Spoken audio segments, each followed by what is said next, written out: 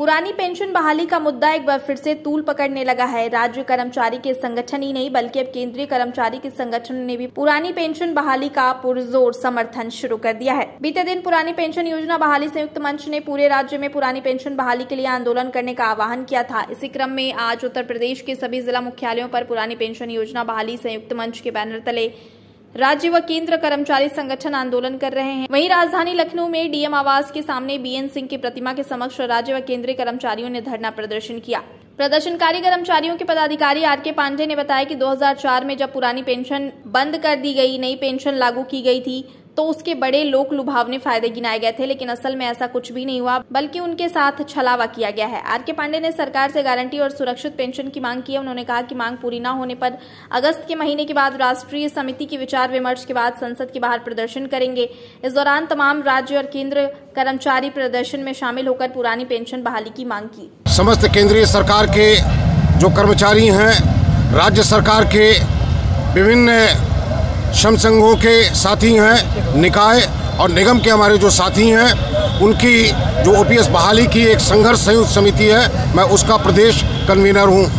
आज धरना देना पड़ा, क्या वजह पड़ा धरना देना पड़ा पेंशन को लेकर? ऐसा है कि जैसा आपको विदित है कि विगत 1 जनवरी 2004 के बाद से देश के अंदर सरकारी कर्मचारियों को 2 वर्गों में राजनीतिक पार्टियों ने विभाजित करने का काम किया। पीएफआरडीए एक्ट ला करके और बाद में उसको न्यू पेंशन स्कीम का संवैधानिक दर्जा दे करके। इससे क्या है कि जो भी सरकारी कर्मचारी है 1 जनवरी 2004 के बाद का, उसको पारिवारिक पेंशन और पेंशन दोनों को बाजार आधारित नीति के ऊपर रख दिया गया है।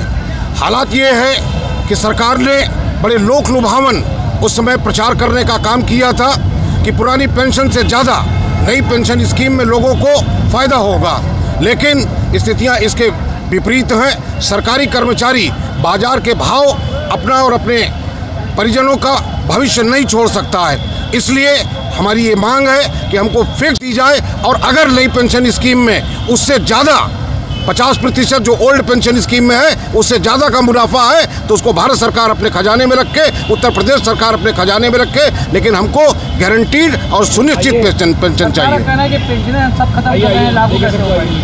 नहीं, कोई भी नहीं जो है पेंशन खत्म हो रही है, बल्कि इसको लेकर के सरकारी कर्मचारियों ने अपनी ताकत का एहसास भी राज्य सरकारों के चुनावों में कराने का काम किया है। जहाँ जहाँ राजनीतिक पार्टियों ने इस बात को घोषणा पत्र में अपने शामिल करने का काम किया कि हम पुरानी पेंशन की बहाली करेंगे, सत्ता में आने पर वहां पर प्रचंड बहुमत से वह राजनीतिक दल जीत करके आए और उन्होंने पुरानी पेंशन बहाली का आदेश भी पारित करने का काम किया है। सर, नई मांगे मानी जाती, क्या रणनीति रहेगी आगे? हमारी जो राष्ट्रीय समिति है वो संसद पर प्रदर्शन का भी फिर कार्यक्रम करेगी।